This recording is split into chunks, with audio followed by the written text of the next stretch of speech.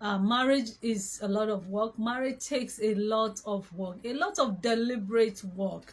When you just sit down and allow things to, or watch things happen, sometimes things will not happen the way you want them to happen.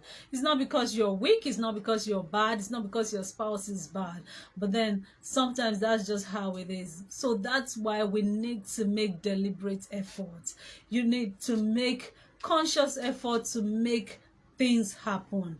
Don't just wait for things to happen, make things happen, because when you make things happen, you put in that effort and you begin to do that thing you desire to see in that marriage. People see good marriages, great marriages, and they wish they could have such. The truth is that you can actually have such. It just takes you paying the sacrifice, making the sacrifices, doing the work, a whole lot of work. It takes time. It doesn't just happen at once. It takes time. It takes conscious effort, but you can get there. Good marriages can be achieved. You can achieve a great marriage. It doesn't matter what you're going through today. It doesn't matter the mistakes you've made in the past or the things you've not done in the past. You can begin a new life today. You can have another opportunity to be a better man, a better woman, a better husband, a better wife. So just be ready, be willing, be open-minded. Let your heart be willing and ready to work, and you'll see that you'll begin to get those results that you desire to get. So just like in life, there are challenges in marriage. There are challenges too. So do not think because you are facing certain challenges in marriage, so that marriage is not meant to be. Just you won't say because you are facing challenges in life, so your life is not meant to be. No, oh, that's no. A way to look at it. Yes. So you can face the challenges and you can overcome, and the storms won't last forever. That's right. Yeah, no matter what you're going through in your marriage, we just want to encourage you to hold on. Don't give up. There are ups and downs.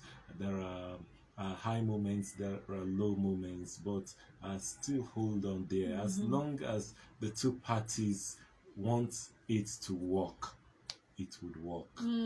As long as both of you are dedicated and committed to making it work, it would work. I'm not saying that there won't be time where you won't feel loved. There won't be time where you won't feel like working out, giving up, but just hold on there. And I just want to assure you that no storm lasts forever. So don't give up, no matter the challenge you're facing, be it financial, be it biological, be it physical, be it emotional. No matter what it is you are facing, health-wise, don't give up. Just be supportive to one another, and don't let love walk out the door. Keep love alive, and don't give up. That's just what I want to say. Please don't give up. You may have some conflicts, but don't give up. Be committed to resolving your conflicts. You may have some differences. Please don't give up. Please don't give up. There is hope. Just remember the first love that brought you both together, and keep love alive. Keep love alive. Just remember, like you said, just think of that thing that made you to be attracted to this person, or the person attracted to you, and just because of that, fan the love. The truth is that there are times in life where things are not really the way you want them to be. Things are not going the way you want them to be, or they are not maybe they are tilting in another direction, but you can always work out things deliberately to where you want them to be. Maybe, for instance, the love you have for your spouse is maybe fading away, maybe as a result of what they are doing or what they are not doing. You can always try to trace what the reason is, what the cause is, and just find a way to fan the love, talk about things, and just make it work. The truth is that making it work is far better than just giving up. Anybody can give up, but not everybody can make it work. So why don't you try, make all the effort to make it work, especially because of the people who are looking up to you and the destinies, because that's something that some of us don't consider. a lot of people, when they just get tired and weary, and yes, for some people, they have genuine reason to actually stop fighting and just give up. But the truth is that, how about those people who are hanging on you, those destinies that are hanging on you, that depend on you, that are looking up to you? Sometimes you can just, because of these people, because of this destiny, make an extra effort to make the marriage work. All right, today we'll be talking about causes of conflict in marriage.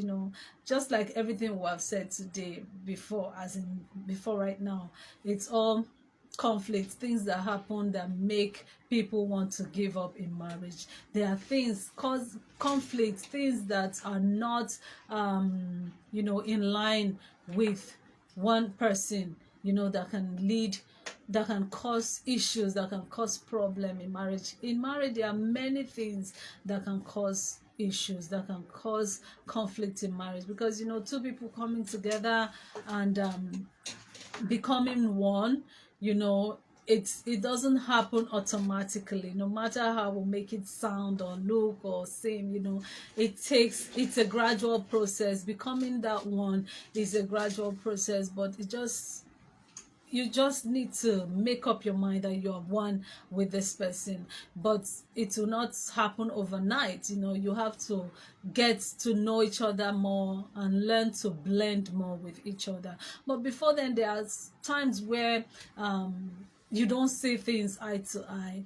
It doesn't mean that you are bad or the other person is bad, or you made a mistake, or you are living a mistake. No, because some people say that's not necessarily the case, because two people who come together would definitely, sometimes, no matter how close they are, no matter how long they've known each other, there'll be times where they see things in different lights, and so that's what could result to some of these conflicts that we talk about in marriage. And today we're going to be mentioning some causes of conflict in marriage, and subsequent edition will also talk about ways to resolve conflict in marriage. Yeah, we will just start from the beginning.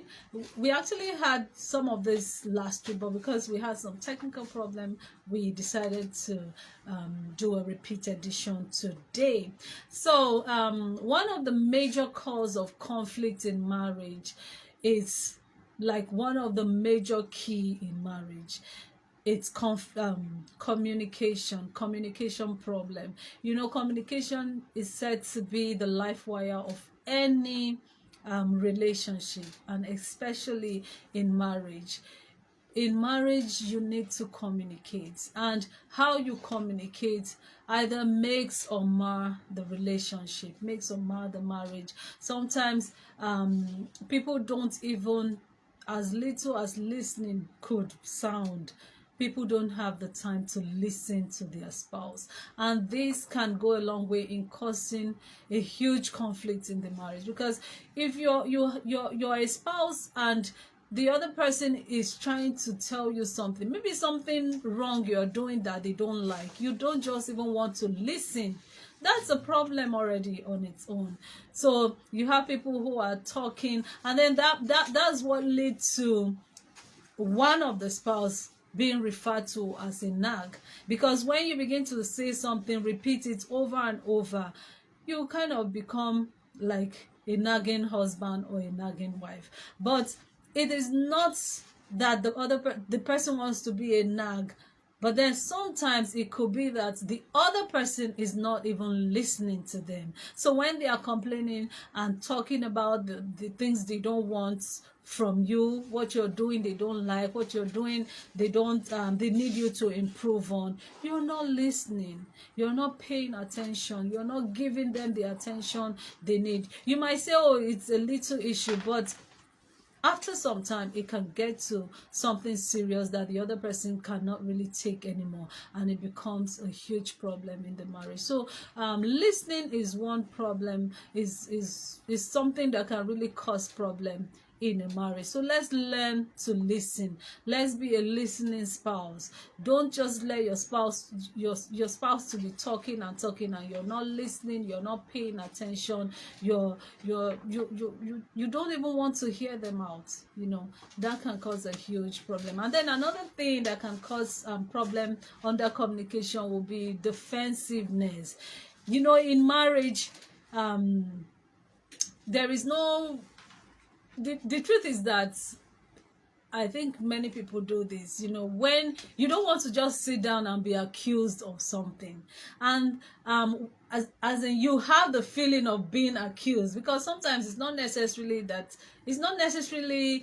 being accused. Your spouse is not necessarily accusing you. Maybe they are just telling you something, but you feel you're being accused, But then the act of defensiveness, before the person even says something, you already have a reason, you have excuse, so you don't even have the patience to really listen to how what you did makes your spouse feel. And so that can really lead to a huge problem in marriage. Yeah, communication is not just an act. It's also an act. And it's even more of an art. So you need to learn the art of communication. You need to know how to communicate and when to communicate. A lot of us do not know that what you say does not carry as much impact as how you say it. I used to use the example that the words your head, you can say it and someone would smile.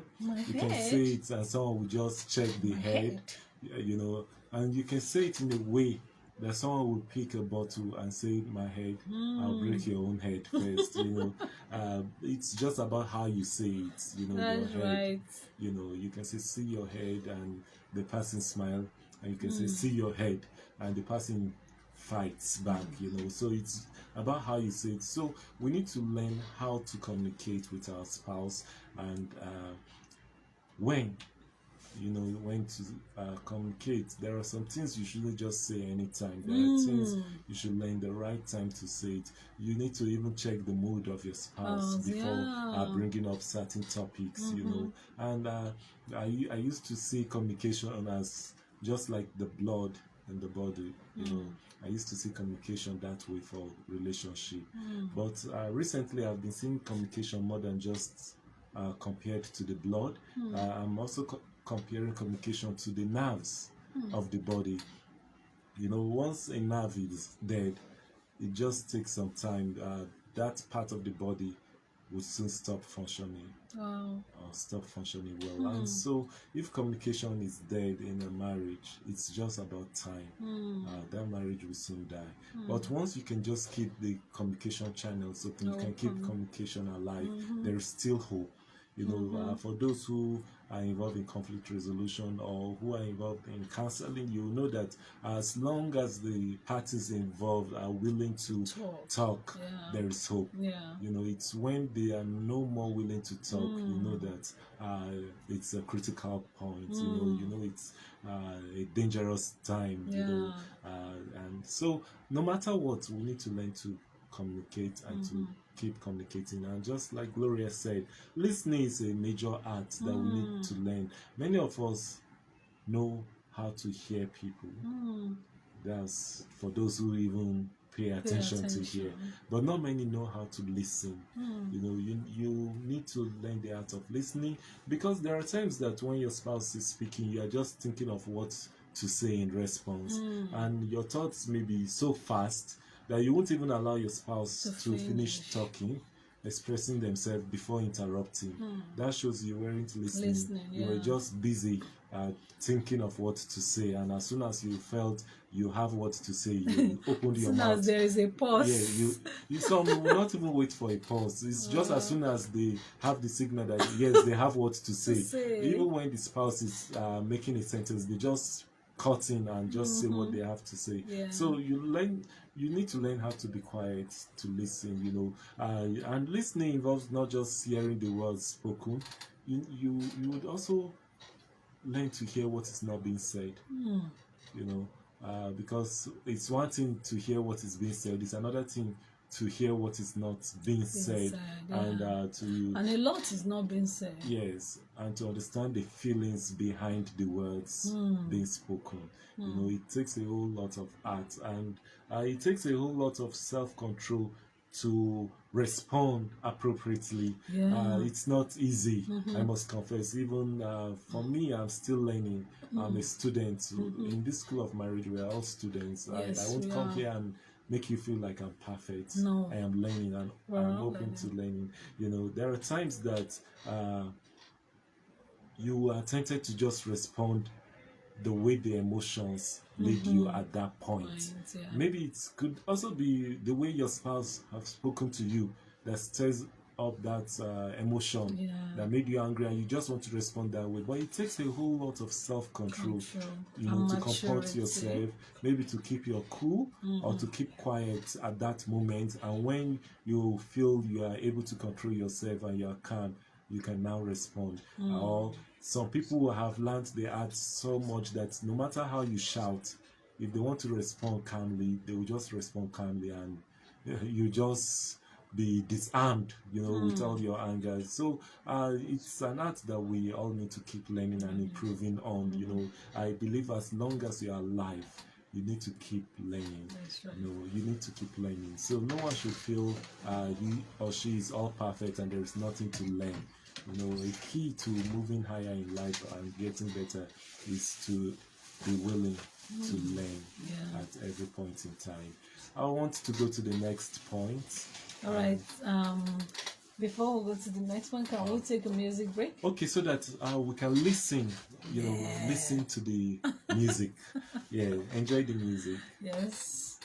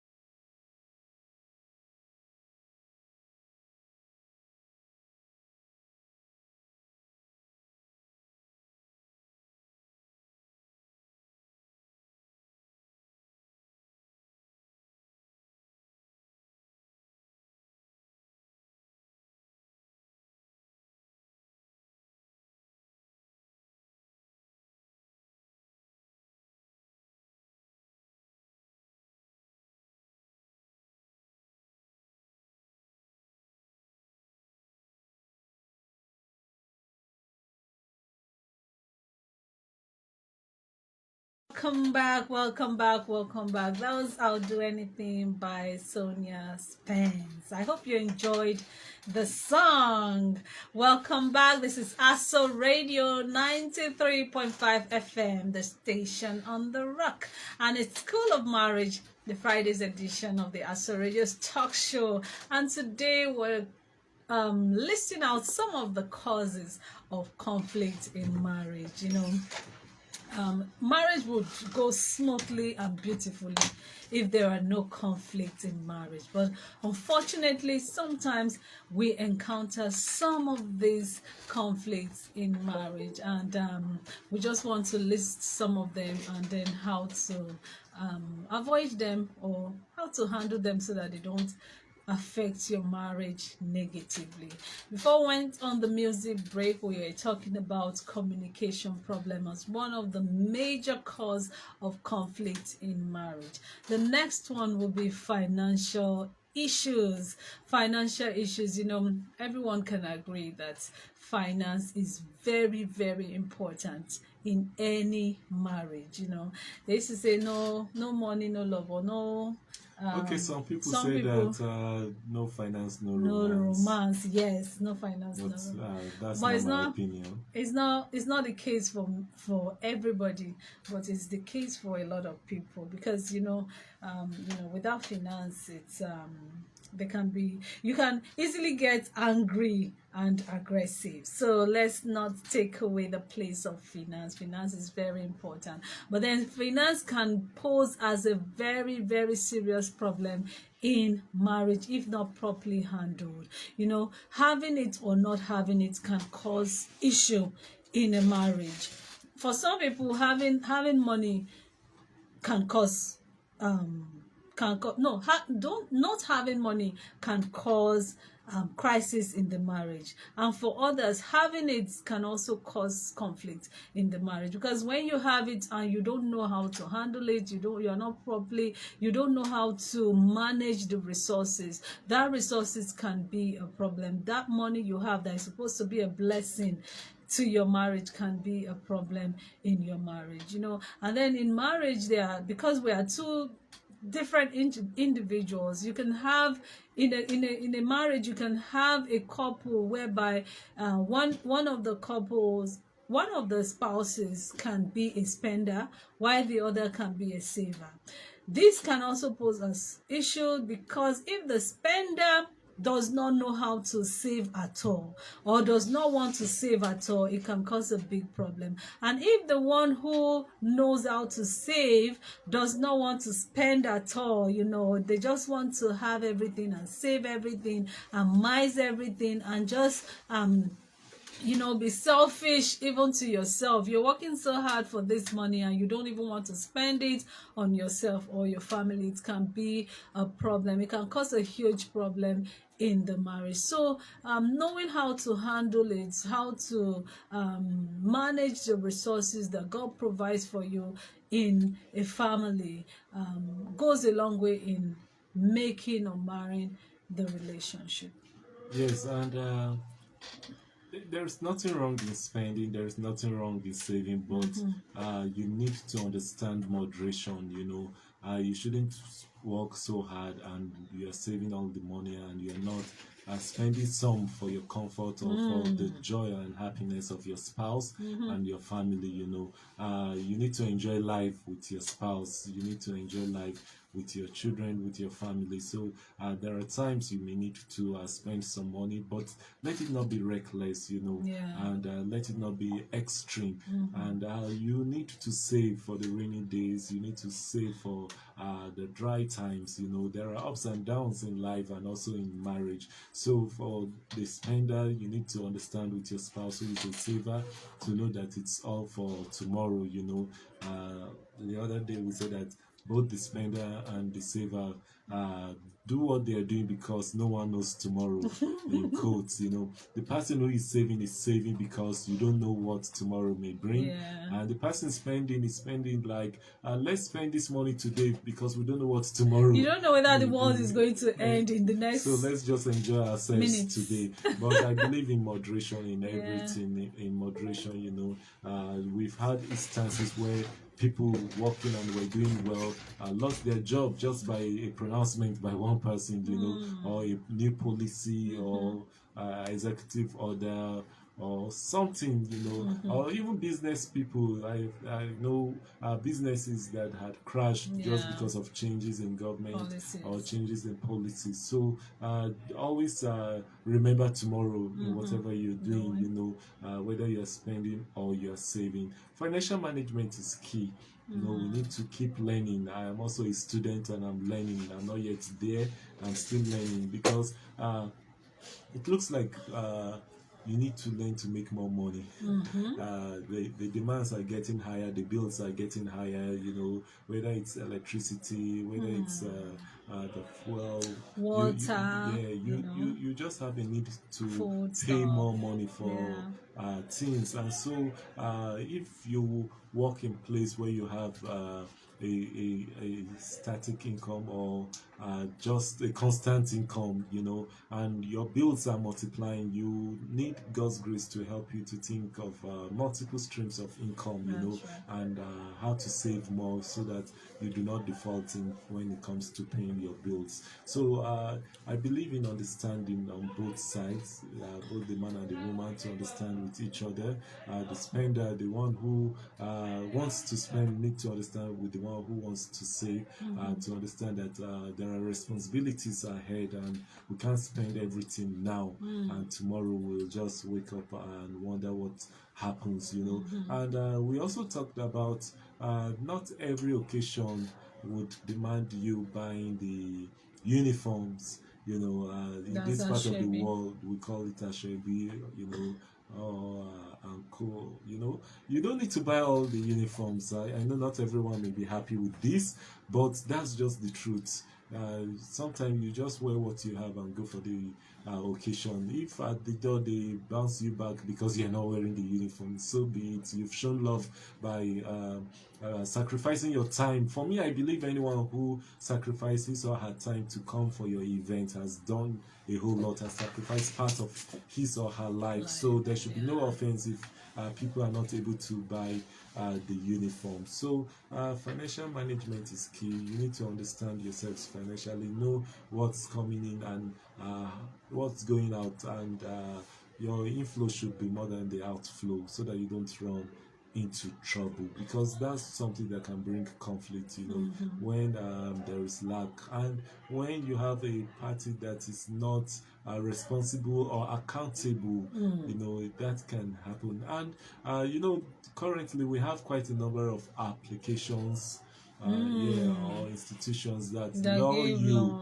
to take loans. If you're someone who is not disciplined and you go for such loans and you're not able to pay back, it can cause a whole lot of trouble for you, embarrassment for you, for your wife or your husband, and for your loved ones, because some of these apps end up sending messages to your phone contacts, to people who even respect you, and people who look up to you, people who you not feel comfortable for you to be embarrassed before them, so you need to be disciplined, ensure that finances doesn't cause trouble.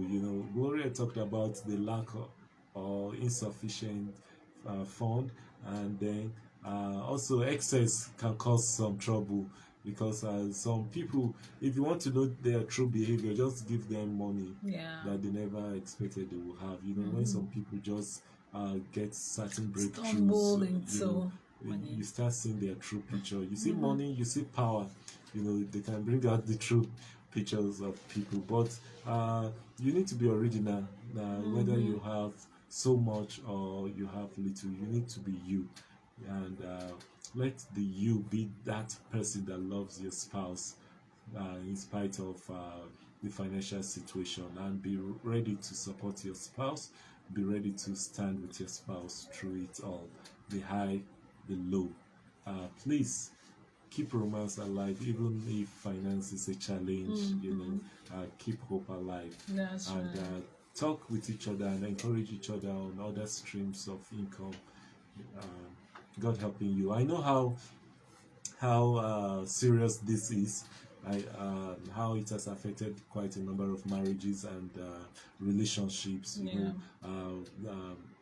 When the funds are not there, or they're not coming in like before, they could be challenging. You could even have one of the parties being emotionally destabilized. Sometimes some people get edgy, when they don't have some fun. But if you are the understanding type, it can help the situation, so that your spouse will not be driven to do anything wrong just to get money. Please, let there be understanding. As we said somewhere at the beginning of the program, no storm lasts forever. So just be there with each other through the storms of life. That's true. God will see you through. Amen. I wanted to chip in something while you were talking. For still under this finance, there are people who put themselves in unnecessary difficulty when it comes to finance. For some, they know that they are not able to afford a certain thing, but because their friends are assessing those things or patronizing those things, they also want to do it. It can cause a huge strain in even the best of marriages. When you're doing what you're not supposed to do, you've not gotten to a certain level. For instance, there are people who take their children to certain school that they know they cannot afford the school fees, and then some people live in a hybrid area, hybrid area. They know they can't afford it. Maybe if they are able to manage to pay for the first year rent, subsequently they cannot raise the money. So you're putting yourself in unnecessary stress that you shouldn't even be in the first place. So there are some of these little things that we it's not like we found ourselves in those situations. We actually put ourselves in those situations. It's wise of you to rethink and take a think, and trace your step back to where you feel comfortable. Life is gradual. Life is a process. One day you will even get even beyond that place you're looking at that you want to rush into. So just learn to someone say it's not cut your coat according to your size again. It's cut your coat according to your material. So the material you have, let it make do with what you have. Don't look at another person or look at another don't look at another person to judge or to put yourself. For some people who see their friends take their children to very expensive schools, you don't know if those children are not even paying their school fees. You don't know if there is someone who is helping them. They might be on scholarship or something, but then you are there stressing yourself, stressing your husband, trying to compete, force the man, you must do this, and there is no peace in the home because you're trying to pressure not even only your spouse but even yourself. And these things are things that can lead to emotional stress, even physical stress and physical health challenges that you might start dealing with later on in life. So avoid some of these things that are not necessary, that you don't really need to put yourself in. Life will take you, God will take you to where He wants you to be at His own time.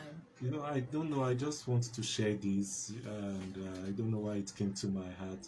We have a friend of ours who loves us so much and shares a lot with us. And one day he told us how he was able to inherit a plantation, from his parents, and that the funds from that plantation takes care of the children's school fees. So it's not his salary where he's working. Now it's a co-worker in the place where he's working. They want to compete with him, thinking it's from his salary, is taking care of the school fees, not knowing that there is a different stream of income, source of income, taking care. So you may see him sending the children, you know, to the best of places, and you want to compete with him with your own salary, not knowing that the money for that is not from his salary. So please, there is no need of competing in this life. The only person you should compete with is yourself. Try to be better than who you were yesterday. That's the only competition that should be, if there should be any form of competition. Please, we're all in different lanes. I just felt like sharing this. I don't know, it might have helped someone. Yeah, I'm sure it would have. And you know, the truth is that life sometimes it's not really how it looks. It's not really how it seems. There can be things beyond that you don't know. So don't always jump to conclusion by what you see on the surface. We'll take a pause now and go for another music break, a short one. We'll be back shortly. Just do enjoy the song. Don't go anywhere.